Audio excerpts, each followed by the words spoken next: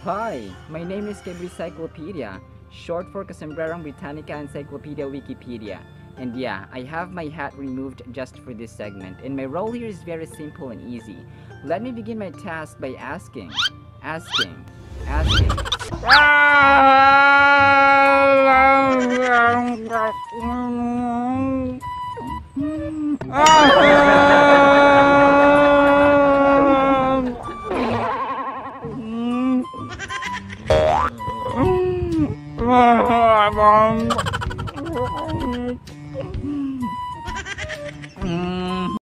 hope Toto could be docile or docile. Our vocabulary term, docile or docile. Uy, Toto, ngalang-ngala mo. Nakakahiya. Ubusin mo na yung kanin sa bunganga mo. Ang docile or docile, mga sombreros, ay adjective. Ito po yung paglalarawan natin sa mga taong tahimik lang, madaling i-please, madaling pakiusapan, madaling utusan, no? Madaling i-control. Sana lahat ganito. Mga possible synonyms natin dito ay obedient, submissive, compliant, etc. At pag ginamit naman ng sentence ay leave it up, Mr. Dictionary. Toto found Robert's Labrador submissive. Docile dogs. Docile or docile? Robert. I'm sure you'll be interested about Robert McCulloch Dick. Do you know him? Si Robert McCulloch Dick, mga sombreros, siya lang naman ang gumawa ng Juan de la Cruz bilang pambansag or bilang sagisag nating mga mamamayang Pilipino. Kasi di ba pag sinabing Juan de la Cruz ay isa kang mamamayang Pilipino, no? Isa kang malayang Pilipino dito sa bansang Pilipinas. Si McCulloch Dick, mga sombreros, ay isang periodistang Scottish na naging reporter noon sa The Manila Times. Ang mga docile mga sombreros ay madaling turuan, no? Madaling mag-obey. Basahin natin Deuteronomy 28:1-8. Kung susundin lamang ninyo si Yahweh na inyong Diyos at tutuparin ang kanyang mga utos, gagawin niya kayong pinakadakila sa lahat ng mga bansa sa balat ng lupa. Mapapasa inyo ang lahat ng mga pagpapalang ito kung susundin ninyo ang Diyos ninyong si Yahweh. Pagpapalain niya kayo sa inyong mga bayan at sa inyong mga bukid. Pagpapalain niya kayo ng maraming anak, masaganang ani sa inyong lupain at maraming alagang hayop. Pagpapalain niya ang imbakan ng inyong inaning butil at ang pagkaing nagmumula roon. Wow! Pagpapalain niya kayo sa lahat ng inyong gagawin. Ang mga kaaway na magtatangkang lumaban sa inyo ay matatalo ninyo sa tulong ni Yahweh. Sasalakayin niya kayo o nila kayo, ngunit magkakanya-kanya sila ng pagtakas o sa pagtakas. Pagpapalain niya ang inyong mga kamalig at lahat ng inyong gawain. Pagpapalain niya kayo sa lupaing ibibigay niya sa inyo. John 14:23, sumagot sa Jesus, ang umiibig sa akin ay tumutupad sa aking salita or sumusunod sa aking salita. Iibigin siya ng aking ama at kami pupunta at mananahan sa kanya. Grabe mga sombreros, mga taong madaling sumunod sa utos ng Panginoon ay napaka-pleasing po or masaya ang Panginoon sa kanyang buhay or sa kanyang pagkatao. Pero yung mga taong madaling ma-influensyan or madaling sumunod sa mga masasama, iba naman po ang kalalagayan po noon. Kung kaya, let's read, love, and obey what's in the Holy Bible. Fluorescent bulb, mga sombreros. Ang naka-invento po ng fluorescent bulb or light bulb, mga sombreros, ay ang Amerikanong si Thomas Edison. Marami ang nagsasabi ng ating kababayang si Agapito Flores, di ba? Fluorescent, so hawig siya, no? Malapit sa kanyang apelido, na siya daw po ang nag-imbento ng light bulb, pero hindi po ang credit po kasi ay kay Thomas Edison. Ganito po yon.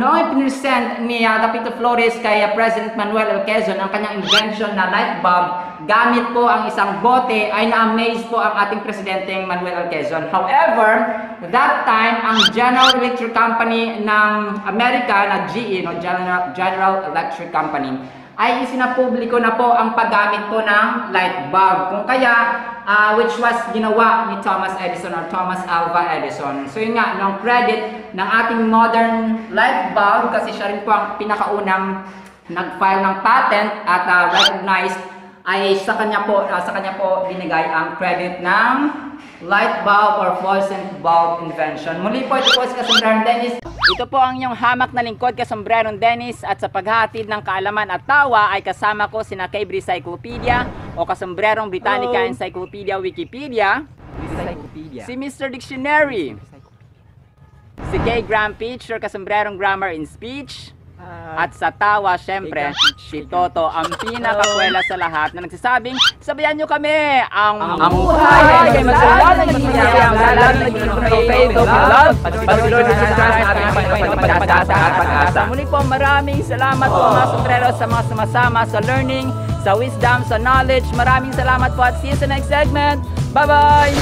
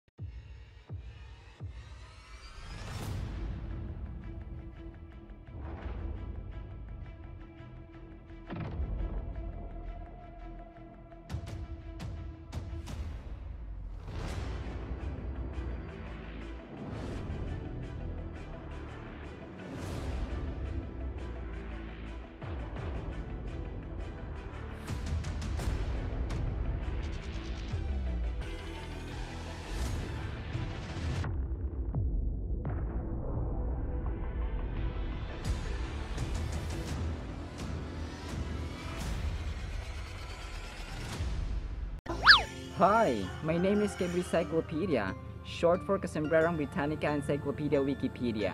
And yeah, I have my hat removed just for this segment, and my role here is very simple and easy. Let me begin my task by asking. I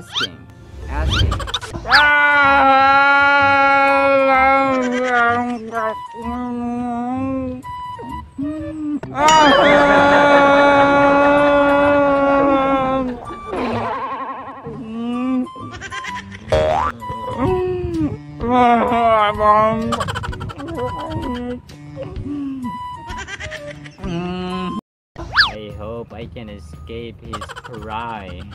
Our vocabulary term is portentous. Bigyan pa ng kanin si Toto. Kanin pa more. Bunganga mo, Toto. Nakakaya.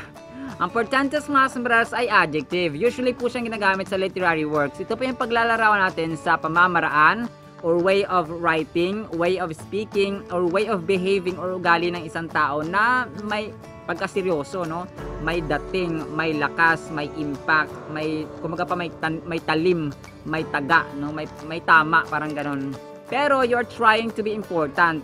Kung kaya nauwi siya, mga possible synonyms natin dito, ito pompous, egocentric, egoistic, etc. At pag ginamit naman sentence ay give it up, Mr. Dictionary. Fe urged Toto that he does not need to be portentous to get people's sympathy. Portentous. Fe. Do you know Dr. Fe del Mundo? Si Dr. Fe del Mundo, mga sombreros, ang tinaguriang dakilang lakambini ng pediatriyang Filipino. Siya po ay isang pediatrician na napakalaki ng ambag sa ating health history. Una, siya po ay naging parte ng Children's Medical Center of the Philippines. Nag-volunteer din siya sa International Red Cross sa University of the Philippines at ginawaran siya maging national scientist noong 1918. Binigyan din siya ng pagkakataon or scholarship ni President Manuel Quezon na scholarship na makapag-aral sa bansang Amerika sa alinmang university doon sa United States.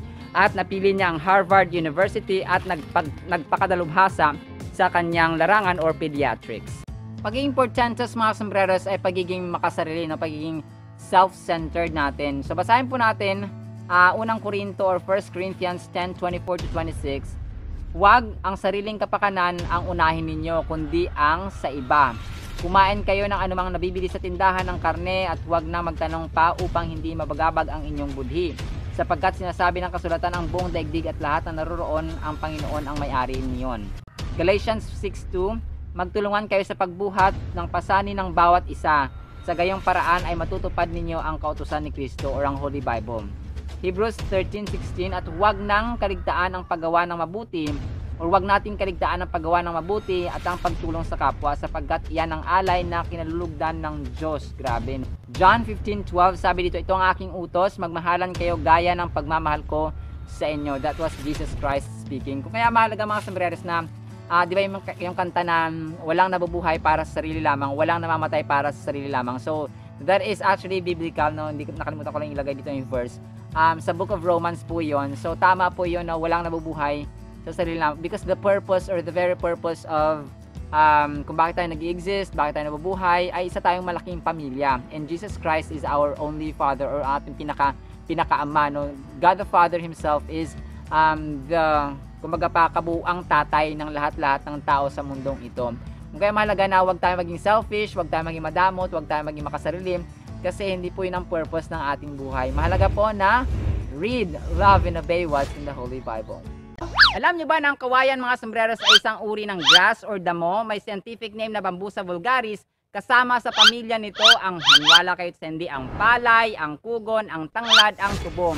Ang mga features or common sa mga grass na ito mga sombreros ay meron silang matutulis na dahon. Ayan. So matutulis ang dahon po nila. So pag nakita natin yung palay na matulis din po ang dahon nila, ang kugon at ang tanglad and so on, ang tubo. And then isa sa mga feature pa ng mga sombreros, isa sa mga features nila na tinuturing silang grass ay yung hollow stem. Ibig sabihin meron pong butas sa gitna, no?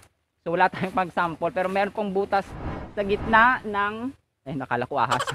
Sa gitna po ng kawayan meron pong butas, no, meron siyang hole.